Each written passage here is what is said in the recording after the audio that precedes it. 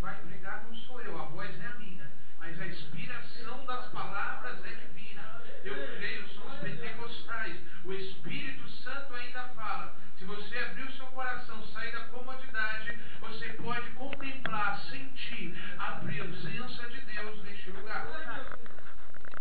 Salmos de número 37, a prosperidade dos pecadores acaba. É somente os justos serão felizes. Diz o texto bíblico: não te indignes por causa dos malfeitores, nem te inveja dos que praticam a iniquidade, porque cedo serão ceifados, como a erva murcharão, como a verdura. Confia no Senhor, faz o bem, habitarás na terra, e verdadeiramente serás alimentado. Deleita-te também no Senhor, Ele te concederá o desejo do teu coração. Entrega o teu caminho ao Senhor, confia nele, e Ele tudo fará. No versículo 16: mas vale mais o pouco que tem o justo do que as riquezas de muitos ímpios. No versículo 23: os passos de um homem bom são confirmados pelo Senhor, e ele deleita-se no seu caminho. Ainda que caia, não ficará prostrado, pois o Senhor o sustém com a sua mão.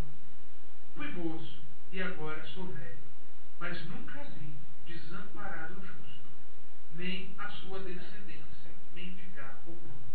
Compadecer-se sempre, empresta, e a sua descendência é abençoada. Aparta-te do mal e faz o bem, e terás morada para sempre.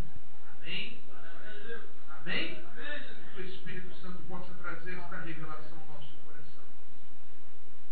O Senhor traz hoje, para os dias atuais da nossa vida, a palavra de Deus no livro de Salmos, um livro poético do Antigo Testamento. Um livro a qual é de muito grado para a igreja e muito proveituoso para os dias chamados hoje. A Bíblia nos traz, irmãos, revelações a qual já foram cumpridas e serão cumpridas, que estão baseadas no livro de Salmos. A Bíblia nos diz que o livro de Salmos é canônico, isto é inspirado por Deus. Jesus, em Lucas 24, capítulo 24, versículo 44, quando Jesus estava se referindo, quando não iria abrogar a lei, mas a cumpri-la, ele disse: eu vim para cumprir aquilo que foi dito, que foi, bom aspa, profetizado, tanto por Moisés, pela lei, tanto quanto pelos profetas e pelos salmos. É por isso que a igreja, a Assembleia de Deus, ela ainda vela, ela ainda zela por hinos da harpa, por hinos que são baseados na palavra de Deus. Isto é, quando o hino ele é baseado na palavra de Deus, ele é uma revelação. Ele traz revelações para a nossa vida, ele traz entendimento para nós aplicarmos no nosso dia. É por isso que quando alguém vem com um hino que é muito mundano, ele até louva, a voz é até bonita, a acústica é gostosa de se entender. Mas a gente vê que pessoas não são batizadas, a gente vê que pessoas não choram nem se emocionam pelo poder. Mas quando vem um hino que é inspirado na palavra de Deus, o efeito é diferente. O crente começa a adorar, começa a surgir um glória daqui, um glória de lá, começa a pessoa a falar uma língua que é inentendível pelo homem, começa as pessoas a ser renovadas. Sabe por quê? O homem canta, mas o poder vem na palavra. O homem louva, mas a revelação está na palavra. O homem exalta, mas exalta o dono da palavra, o verbo que se fez carne. E no livro de Salmos há muitos salmos interessantes, mas o Salmo 37 me chama a atenção, porque a maioria dos salmos que constituem o livro de Salmos, sabemos que Salmos é formado por vários fatores, autonomia humana, mas por uma única inspiração divina. Entre eles, nós sabemos que Davi foi um grande autor do livro de Salmos. Entre os salmos de Davi, o 37 pode-se dizer um salmo um pouco até particular, porque na maioria dos salmos era o homem falando com Deus. Era Davi dizendo: o Senhor é o meu pastor e nada lhe faltará. Uma coisa pedi ao Senhor, e esta eu buscarei, que todos os dias da minha vida eu possa habitar na casa de Deus. Você vê que Davi sempre direcionava o salmo a Deus. Mas quando nós vemos o Salmo 37, muda um pouco. Ele é um salmo alfabético. Davi usa a cada começo de frase uma palavra do alfabeto hebraico. Você vê que foi algo composto pelo poeta. Foi algo composto pelo salmista. Davi compôs esse salmo, a Bíblia diz no versículo a qual lemos que foi na sua velhice, porque fui moço e hoje estou velho. Isso aplica numa hermenêutica que quando Davi escreveu esse salmo, ele estava em idade avançada. Davi queria deixar algo para nós. Davi é apresentado para Cristo, com Cristo como profeta. Conhecemos Davi primeiramente como pastor no livro de Samuel. E um pastor até certo modo esquecido. Ainda mais diz o livro de Samuel, que ele era pastor de poucas ovelhas.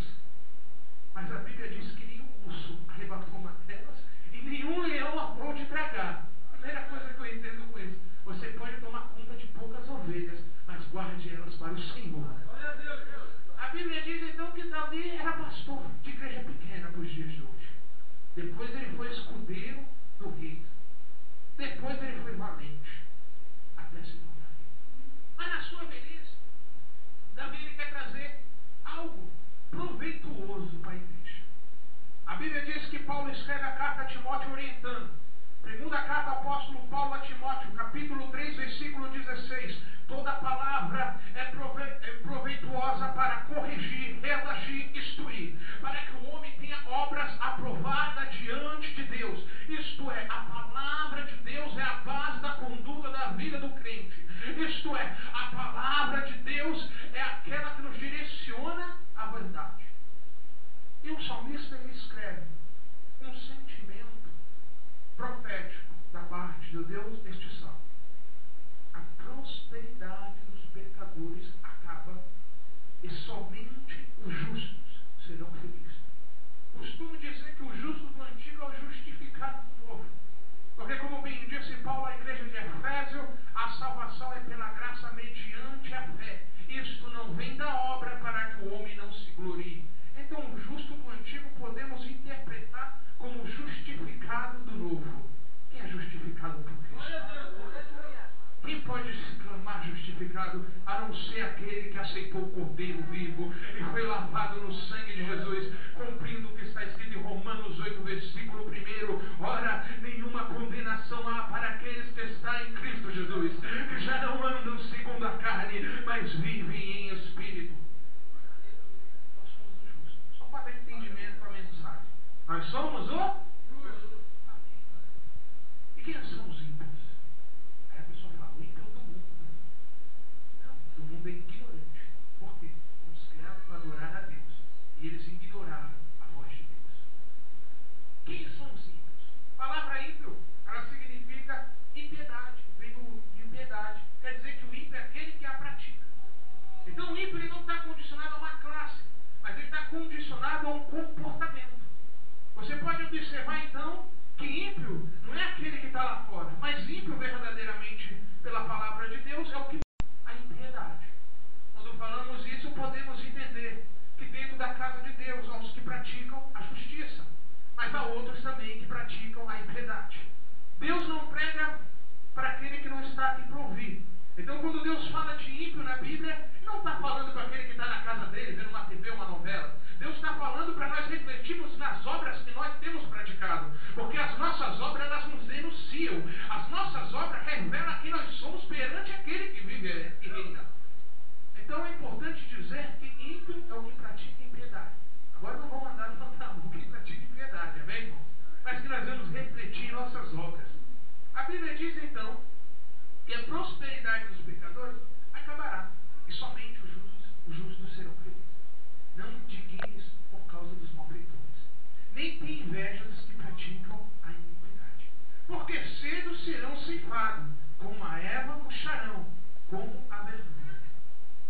Trazendo para o Novo Testamento, uma certa feita, a pessoa de Cristo, ele fez uma parábola, assim dizendo aos seus discípulos, que um certo homem, ele tinha, louvado seja Deus, ele tinha plantado em sua terra o trigo, e quando ele foi a dormir, a Bíblia diz que este homem indo a dormir, veio o maligno, veio Satanás e semeou dentro daquela sua plantação o joio.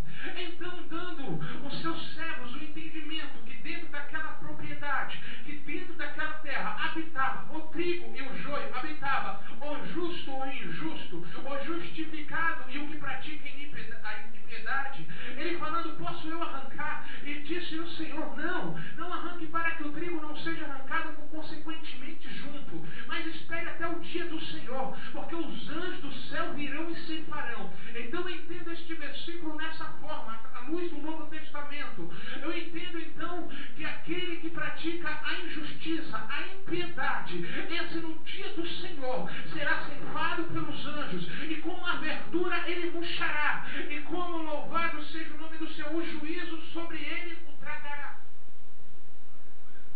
Então, primeiro, Davi começa a dizer para a igreja: não tem inveja dos que praticam impiedade. Porque a Bíblia diz, irmão, que quando Deus se revela a Josué, ele fala algo interessante para nós adotar ao contexto dessa palavra. Josué, pois, tem de bom ânimo, que eu serei contigo. Não olha nem para a direita, nem para a esquerda. Muitos hoje na casa de Deus não estão ficando mais para o Evangelho porque têm olhado para a esquerda e para a direita. Têm olhado para os malfeitores. Têm olhado para aqueles que gerem escândalo.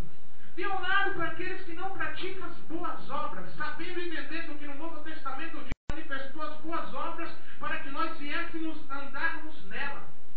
Mas nem todos querem andar. O Evangelho não é forçado, não é obrigado, ele é aceito. Ele é aceito. Eu aceito o Evangelho e eu pratico o Evangelho. Então, tendo esse entendimento, a Bíblia diz que o ímpio ele murchará. Então muitas pessoas têm se abatido. Eu vejo pessoas, irmãos, saindo da igreja por causa que o irmão não deu a paz. Outros saem da igreja porque um irmão falou uma palavra que ele não gosta. Ele não gosta. Aí vem João e diz: se saiu é porque não estava.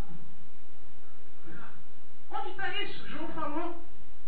Eles estavam com nós, mas ele não fazia parte de nós. Por quê? Porque saiu.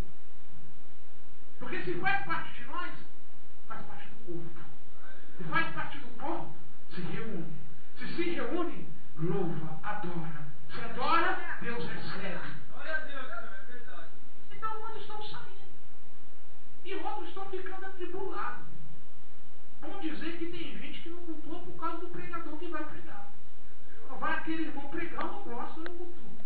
Sabendo que o culto não é para o pregador, o culto aqui não é para mim. Eu não recebo glória, o homem não recebe glória. Pedro diz isso em Atos do Apóstolo, capítulo 10. Em Apocalipse, o anjo diz a João que ele também não recebe glória. Mas no livro de Salmo, em todo o decorrer da Bíblia, diz que há um Senhor da glória. E para ele, somente para ele, há toda a honra, toda a glória, todo o louvor. Então preste atenção no que eu quero dizer. Quando você vem aqui à casa de Deus, você não vem dar glória para o pregador. Você não vem dar glória para o pastor. Você não vem dar glória para o obreiro. Mas você vem dar toda a glória para Deus. Você vem prestar todo o teu culto adorativo a Deus. Você vem louvar a Deus. Não importa se o irmão da direita não gosta da tua voz, ou se o da esquerda não gosta do jeito que tu fala. Mas o importante é que o centro da tua adoração é a pessoa de Cristo. É Jesus. Ele identificou isso dizendo: eu sou o caminho, a verdade e a vida. E ninguém chega ao meu Pai se não é pelo Filho. Disse Paulo Efésio: foi dado a ele um nome que é sobre todo nome, e ao nome de Jesus todo joelho se dobrará e toda língua se confessará. Então entenda, o foco do culto, a adoração do culto, o propósito do culto não é o da direita, não é o da esquerda, é o que está no centro da congregação. Quem veio adorar? Aquele que está no centro da congregação. Abre a tua boca e adora. Aleluia. Muitos crentes têm se perdido por causa dos malfeitores, por causa dos ímpios. Jesus sempre disse sobre eles, dizendo: melhor não ter nascido do que escandalizar um destes pequeninos. Um dos bichinhos de Jacó que é escandalizado. Melhor for aquele que escandaliza não ter nem nascido. Melhor nem conhecer a palavra do que conhecer e a não viver, a Bíblia diz. Então na casa de Deus há dois tipos de pessoas. Você não pode ter tua fé condicionada ao homem. A tua fé tem que estar condicionada a Deus. A tua mente não pode ser carnal, mas a tua mente tem que ser espiritual. O juízo é de Deus. A ira, o homem se ira, mas a vingança vem do Senhor, a Bíblia diz. A Bíblia diz que a vingança vem do Senhor. Salmo 7, versículo 7. Justo é o Senhor, bom é o seu juízo, mas o Senhor se ira todo dia. Deus se ira todo dia. Quer dizer, um pecado, Deus está irado. Então Deus julgará cada um. E o salmista continua. Você, que é salvo, que é justo, deleita-te também no Senhor. E Ele te concederá o que deseja em teu coração. Entenda, larga o ímpio para o caminho da impiedade, esquece dele e deleita a tua adoração a Deus. Deleita o teu propósito no Senhor. Venha buscar o Senhor. Venha buscar a pessoa de Cristo.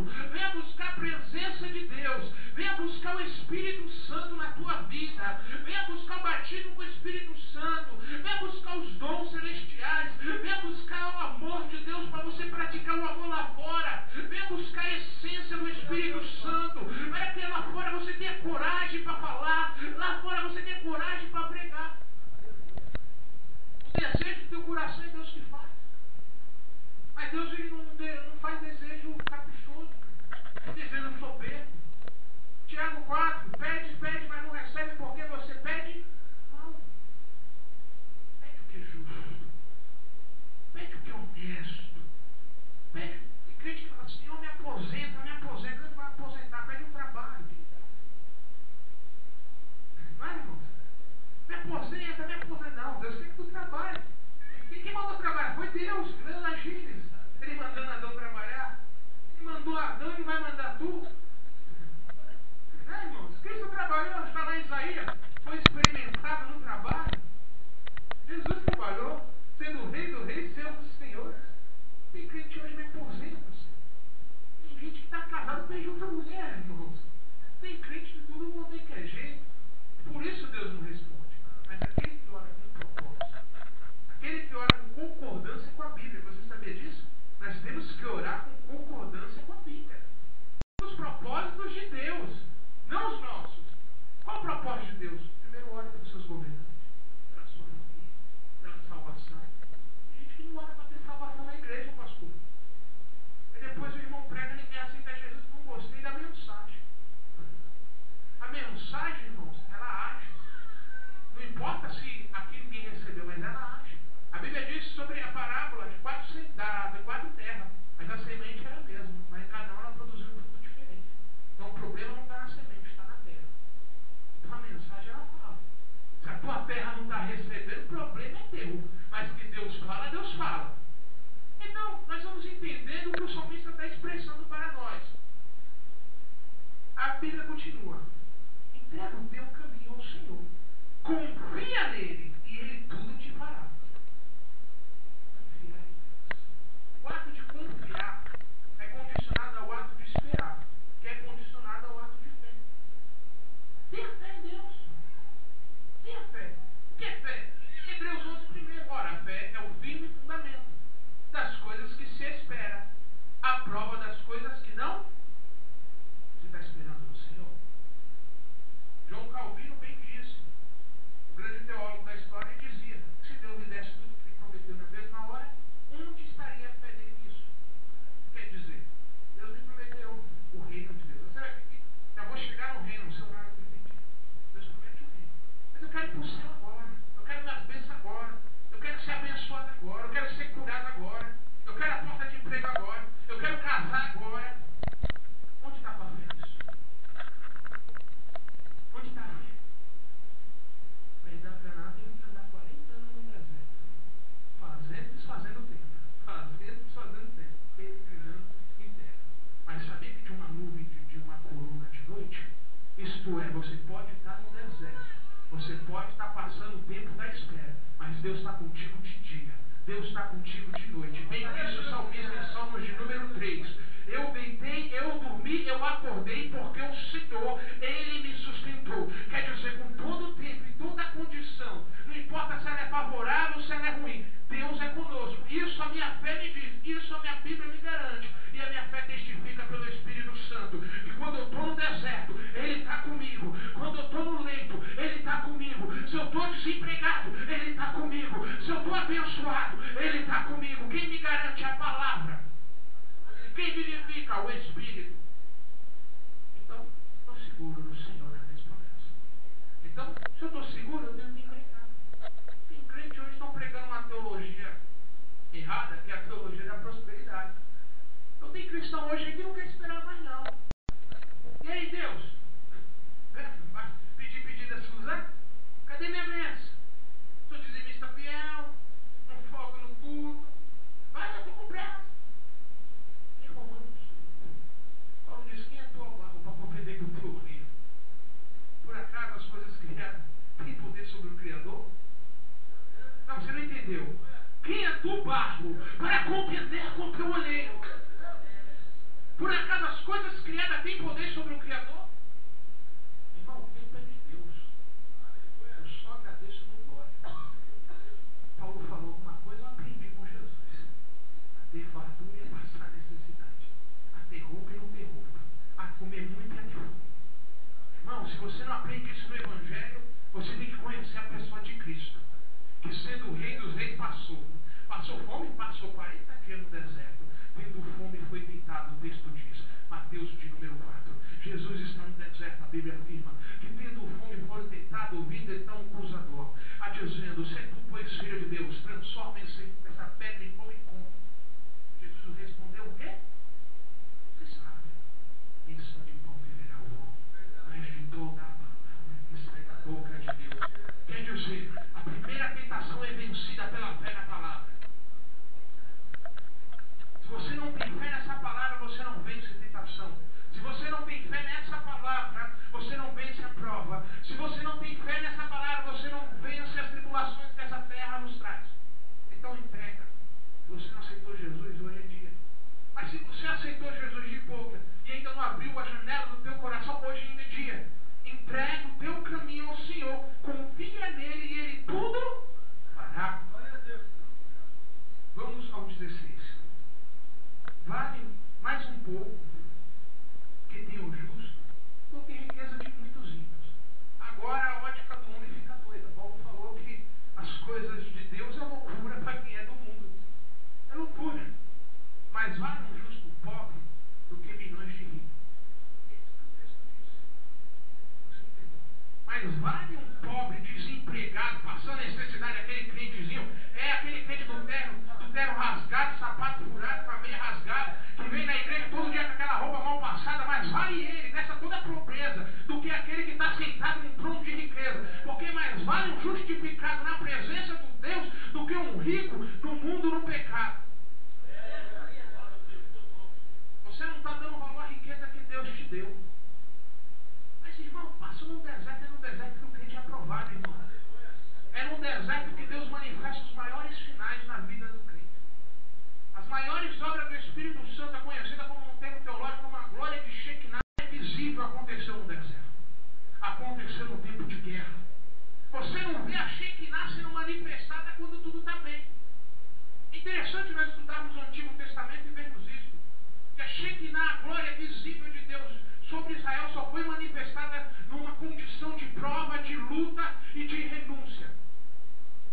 Quer ver a Shekinah de Deus ser manifestada em tua vida? Adora na prova, luta na prova, peleja na prova, batalha na prova. Mas como o crente batalha? A Bíblia diz que o crente batalha, orar e sem cessar, é com o joelho. Como o crente batalha evangelizando, como o crente batalha adorando no seu louvor, como o crente batalha tendo comunhão com o próximo, quando o crente batalha tendo amor, quando o crente batalha praticando misericórdia, como o crente batalha é refletindo a essência de Cristo, é refletindo a pessoa de Cristo em sua vida. É crente guerreiro, é crente que batalha, é crente que carrega igual Paulo. Eu não carrego carteirinha, eu não carrego credencial. Eu imagino Paulo tirando o seu manto e dizendo: mas eu carrego nas minhas costas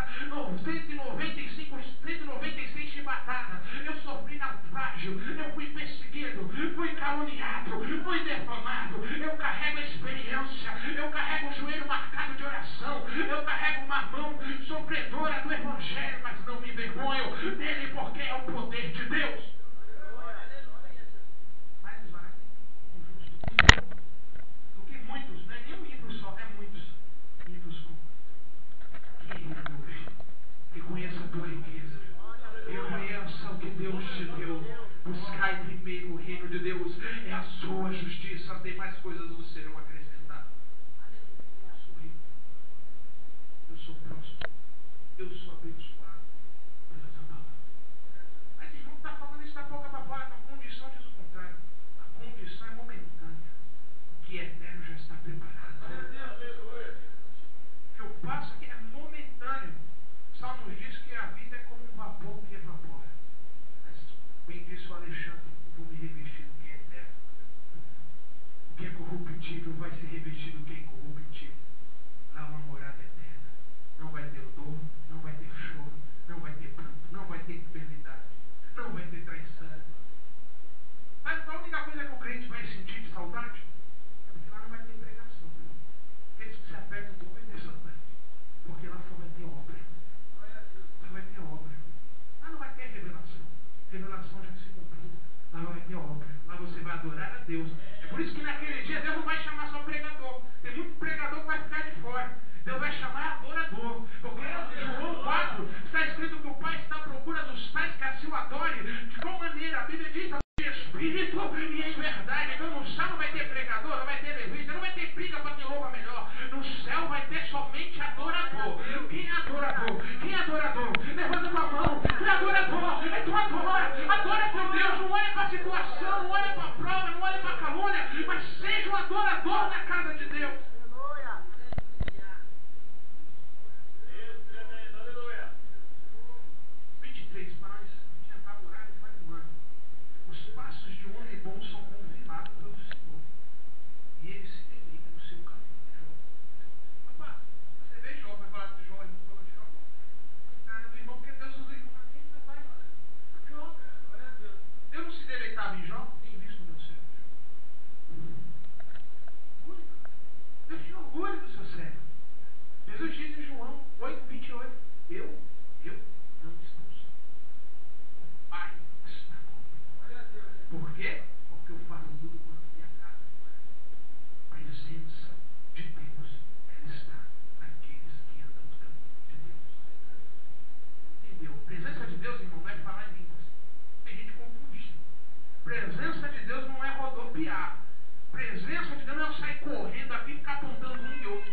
Presença de Deus é andar no caminho de Deus. Presença de Deus é viver o que Deus manda. É ser homem honesto, é ser homem íntegro, é ser homem que honra o que sai da sua boca, assim, sim ou não. É homem que quando peca não tem vergonha de dizer eu pequei, eu errei, mas eis-me aqui, Senhor, como Davi. Ah, Senhor, retira minha propriedade para tirar tudo, mas não retire de mim o teu espírito. Me dá um coração novo, um espírito reto, para andar na tua presença como tu quer. É assim que o homem é cheio do Espírito Santo. É quando ele é cheio da obra de Deus em sua vida, em sua conduta, em seu caráter, em sua família. Só para terminar, o horário já foi. Ainda que caia, ainda que não ficará prostrado, pois o Senhor o sustenta com a mão. Jesus bem disse quando falou que ninguém arrebatar da mão dele aquele que o Pai colocou. Jesus disse que ninguém pode arrebatar da mão dele aqueles que o Pai colocou. A Bíblia diz mais, quando Jesus ora para os seus discípulos, essa oração é profética, ela serve para nós. Pai, nenhum dos que tu me deste se perdeu, a não ser aquele, pessoa de Judas, já estava destinado à perdição. Por isso que eu falei, se é crente e saiu por causa de um pai do Senhor, por causa de um escandalozinho, estava com nós, mas não fazia parte de nós, irmãos. Porque quem faz parte nasce de novo. Quem faz parte não olha para a direita, não olha para a esquerda. Bem disse o salmista, 1000 cairão, 10.000 à tua direita, mas tu não serás atingido. Pode ver, não? Pode todo mundo desviar, pode todo mundo falar que não é pecado. O que a Bíblia diz que é pecado é imutável, não muda. Não vai ser pecado há 200 anos atrás, há 1000 anos atrás, hoje não vai ser. Hebreus 13, versículo 6. Jesus é o mesmo de ontem, de hoje e eternamente. Quer dizer, ele não muda, ele é imutável. Então, que era pecado, é pecado ainda hoje. Está no livro de Levítico que o homossexualismo é pecado. Tem gente dizendo que não é pecado, mas se está em Levítico, é Antigo Testamento, mas não era lei, é ordenança. ordenância. A Bíblia diz que a lei foi cumprida, mas a ordenância permanece. A ordenância de Deus ainda é pela nossa vida. O que é pecado, não muda. Adultério ainda é pecado. Não, irmão. Hoje você pode casar, recasar. Cuidado, Mateus 24. Pois será como aquela iniquidade surgida no tempo de Moisés, no tempo de Noé. Casavam-se e se davam em casamento. Também lê lá Malaquias, capítulo 2, onde está escrito: Deus odeia, abomina o divórcio. Deus não aceita o divórcio. Então, irmãos, entendemos o que é pecado. É pecado. Não muda. Deus não muda a sua opinião. Ele vela pela sua palavra, ele disse a Jeremias. Quer dizer, vela para cumprir. Ele garante que ele cumpre. Meu Deus, ele garante o que ele falou. Ele garante. Não, se está todo mundo dizendo, porque ora por ele. Dizia junto. Ainda vale a pena orar. Ainda vale a pena cultuar a Deus de verdade. Não vir para a igreja. Eu, quando eu não estou bem, irmãos, eu fico em casa. Porque se eu venho para a igreja, eu venho para prestar um culto. Então, se você está aqui, presta um culto a Deus. Mas é culto de ensino. Os melhores cultos são os cultos de ensino. Que faz a gente aprender a palavra de Deus. Se você não gosta da palavra de Deus, como você vai amar Deus? A Bíblia diz que se você não gosta da palavra, se você não gosta do seu irmão, que você vê, como você não vai gostar de Deus se você não vê? Eu não gosto da igreja porque tem um irmão lá que eu não vou com a cara dele. Pegar, fazer decepção de pessoa. Por que você não foi com a cara dele? Seria uma imagem e semelhança de Deus na tua vida. Seja com a cara dele. Pede para Deus quebrar esse teu jugo. Porque a Bíblia diz que o jugo será esmiuçado por Deus. Deixa Deus quebrar o jugo do teu coração. Aí Davi, para terminar, fui moço, agora sou velho, mas nunca vi desamparado um justo, nem sua descendência mendiga pão. Compadece sempre em prestar a sua descendência abençoada. Interessante, para terminar, pastor, a Bíblia me diz que o que eu faço hoje reflete. Não, você não tem. O que eu faço hoje vai refletir. Todo pai de família, vou tentar trazer mais próximo de Jesus. Ele sustenta o seu casamento pela fé. Ele não está pensando só nele. Ele está pensando na base familiar do seu filho. Quando uma mãe de família, ela sustenta o seu casamento pela fé, casamento tem prova. Pegando aí que casamento é só bênção, casa. Tem prova, tem luta, tem tribulação. Mas nós lutamos, irmãos. Porque o reino de Deus é tomado à força. Não é de qualquer jeito. Tem uns pratos de atender por aí. Tem gente trocando como fez Esaú, a sua primogenitura, um pratinho de guisado. Não, tu tem uma mulher abençoada na tua casa. Mas, irmã, é chata, mas é abençoada pelo Espírito Santo e pela palavra de Deus. Ame ela, vele por ela e cuide dela como é a igreja. Tu acha que cuidar de igreja é fácil? Vira pastor. Não é, não? Vira pastor. Cuidar de igreja é fácil. Prego bem, corro bonito, cuida de uma igreja. Vira pastor para tu ver se é fácil cuidar de igreja. Casar é não, casar é luta, é prova. Mas é toda prova tem a sua vitória. Então, você veja que Davi, toda a sua vida, ele nunca viu um justo mendigar o pão, sua descendência sem passar fome. Quer dizer, o que eu faço reflete para meus filhos.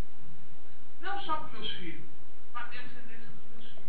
Positivamente e também negativamente. Então saiba o que você está escolhendo. A Bíblia diz que quando escolheram Barrabás, Pilatos, muito esperto, também para que o sangue não ficasse sobre a mão do gentil, mas tinha que ficar sobre a mão dos judeus, Pilatos lava a sua mão. E o que os israelitas disseram? Que o sangue dele caia sobre nós e sobre a nossa descendência. Se não caiu sobre a descendência. 70 vem o imperador destrói a cidade, derriba o templo, toca fogo. A cidade só passa em guerra, luta, peleja. Quando isso a igreja é abençoada. Quando isso o evangelho é pregado, os apóstolos são enviados, a igreja cresce, ninguém consegue parar, porque Jesus bem disse, a porta do inferno não prevalece contra a igreja do Senhor. Então reflita, irmãos, em nome de Jesus, o que tu está fazendo na casa de Deus. Se tu é ímpio, você não é justificado por Deus. Veja as tuas obras. Medite nas tuas condutas. O que você está revelando? Não estou revelando nada, não estou na tua